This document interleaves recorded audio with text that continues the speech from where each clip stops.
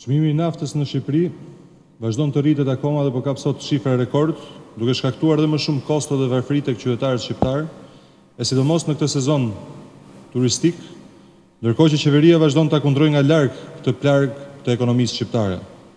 Çmimi i naftës ka arritur deri në 190 lekë litri, më i shtrenjti në rajon dhe më gjerë, duke ndikuar kështu në shtrëngimin më tej të jetesës së qytetarëve shqiptar.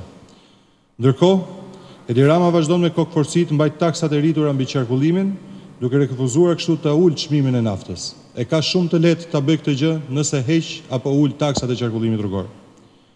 Shqipëria sot është i vetmi vend që çmimi i naftës vazhdon të rritet, ndërkohë që prej 2 vitesh nuk është rritur asnjë pagë apo pension i qytetarëve shqiptar. Nga këto tarifa e çmimeve skandaloze, sot përfitojnë vetëm miqt e kryeministrit, klientët e qeverisë, të cilët pasurohen çdo ditë në këtë rast në kurriz qytetarëve shqiptar.